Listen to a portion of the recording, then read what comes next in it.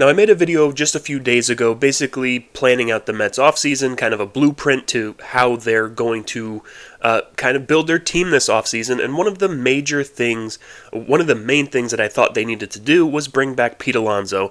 And since I made that video, there has been a bunch of reports coming out basically saying that Pete Alonso wants a 7-year contract. And honestly, there's a lot of Mets fans now kind of turning on Alonso and saying, he shouldn't be brought back at that level. And I got some comments in my video before a few days ago basically saying to move on from Alonso and let him go. And I think we just need to be a little bit careful about that, only because he's not getting 7 years. He can want whatever he wants, and he can say that he wants 7 years and he wants this to be his last contract.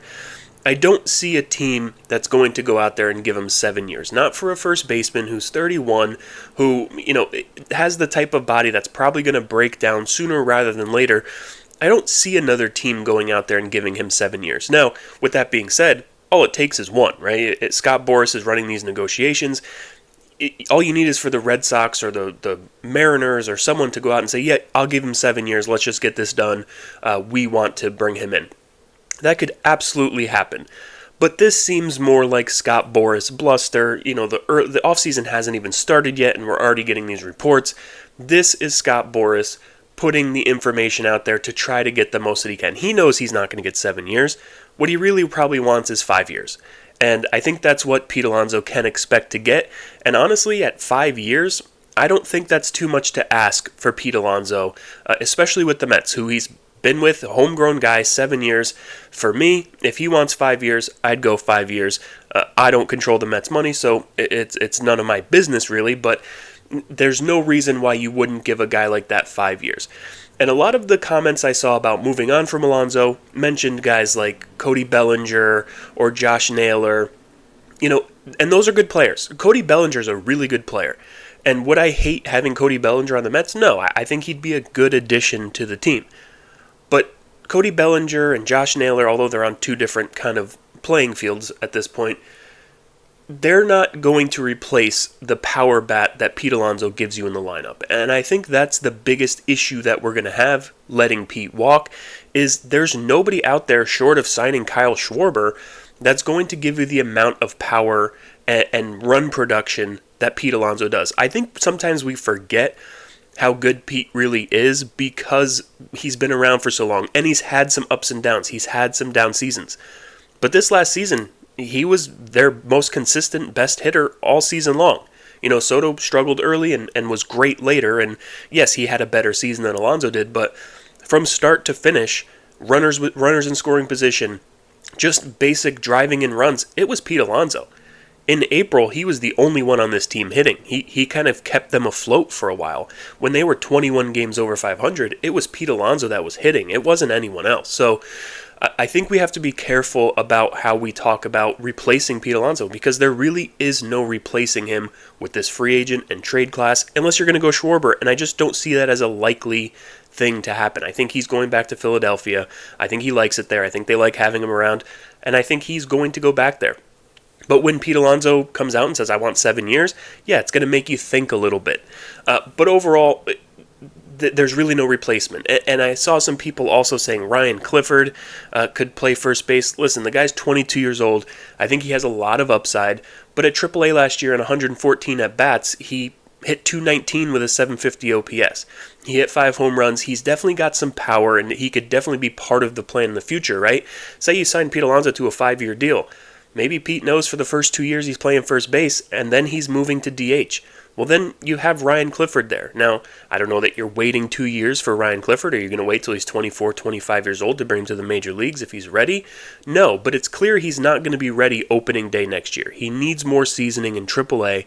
You just don't have a replacement right now. And could you get creative and sign a few guys and maybe lengthen out the lineup a little bit? Sure. But I don't know that raises your ceiling or even maintains your ceiling as an offense. I just don't.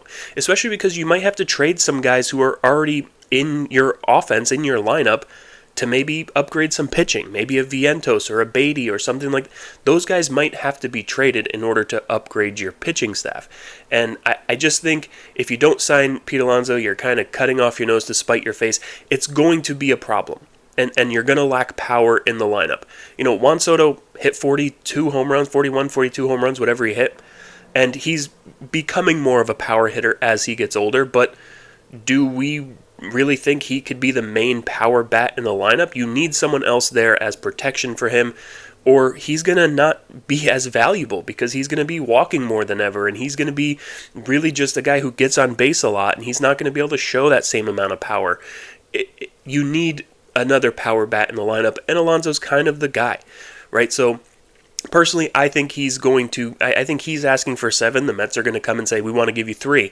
And hopefully they meet in the middle and go 5. I go 5 years with Alonso, 5 years, 150, knowing that for the first couple of years he's going to play first base. After that, he's going to DH. It was also in the article that he kind of is aware and knows that he's not going to play first base forever, and there will be some level of that in the contract, knowing that eventually he will move to DH. And I think that's kind of a good plan. 2 years at first base, next 3 years at DH. Then once he's gone, then you have the ability to move Juan Soto to first base or move Juan Soto to DH. I think that is actually good planning. Now, if the Mets do not bring back Pete Alonso, I think it will be bad for business for Steve Cohen. I think Steve Cohen, as a businessman, understands the fans want Pete back. They want to keep their homegrown guys. Now, is it a little bit illogical to have this attachment to these players? Sure. But when it's a homegrown guy who has performed at the highest level, like Pete Alonso, I don't know how you don't bring that guy back. Now, if he does end up getting 7 years from the Red Sox or the Mariners or some other team, the Angels love to give out bad contracts, then I think we have to say, listen, the team made a good decision. They let him walk over a lot of, uncertainty in the back end of that contract. And I think we'll be fine with that. And I think the Mets will have themselves covered with that. But if he goes out and signs a 4 or 5 year deal somewhere else, I think Mets fans are going to have a problem with that. And I think Steve Cohen has to know that. I think David Stearns has to know that. They need to know that the fans are not going to be happy if he signs somewhere else on a contract that we think the Mets could have gotten him on. Now, like I said, 7 years, 8 years, he gets somewhere else, feel free, go ahead. The difference between this year and last year with Pete Alonso is that last year he really didn't have any options. He was coming off of a down year where he only hit 34 home runs, had a 788 OPS, and he had the qualifying offer attached to him. So teams would give up a draft pick to sign him.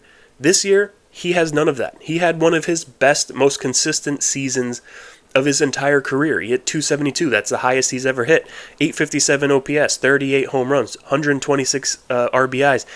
And he was great with runners in scoring position in the clutch. He came through more than anyone else on the team. So he does not have any of those same issues that he did last year, and I think he will have a more robust market. That's why I think it's possible that someone might give him 7 years or 6 years, because someone's going to get desperate and they're going to not want to fight with a bunch of other teams. They're just going to say, hey, I'll give you the 7 years. If that happens, I think the Mets are kind of going to wash their hands of it. If not, if everyone's in that 4 to 5 year range, I don't think there's any reason why he doesn't come back. But overall, this is really just me saying, be careful what you wish for. If you lose Pete Alonso, be careful what you wish for, because when Steve Cohen bought this team, I wasn't as excited that we're going to go sign every free agent and become a juggernaut and spend $400 million on free agents, and that's not what I was expecting or what I cared about. What I cared about was that our homegrown guys that go to free agency, we're not going to be outbid on. We're going to be able to keep our guys in the fold, right? We're not going to lose Pete Alonso like we did Daniel Murphy or Jose Reyes or any of these guys who have come up through the Mets system, performed well, and then left because of money with the Wilpons. And if Steve Cohen loses out on Pete Alonso for a contract that we all thought that he could have signed for, then we're not going to be very happy. Now, it's not my money. It's not my decision. Maybe they have a different plan. It's obviously not even the offseason yet, so we have no idea what's going to happen. But it would make me upset if he signs a 4 or 5 year deal somewhere else and the Mets didn't match it. Or maybe Pete Alonso is mad at the Mets. It's very possible. After coming off of last year where he didn't get the contract that he wanted, maybe if the Mets start lowballing him this year, maybe he doesn't want to come back. I don't know. We'll find out all about all of that as it comes out. And we have an exciting offseason ahead of us, so stay tuned for more offseason talk. If you're still here, you like this type of content, please subscribe, give me a like, and let me know what you think is going to happen with Alonso. Obviously, things have changed since my last video just because the contract demands have kind of come out, and hopefully those are kind of wrong, and it's not really 7 years, but if it is, we'll have to deal with that as it comes. But anyway, let me know what you think, and until next time, let's go Mets.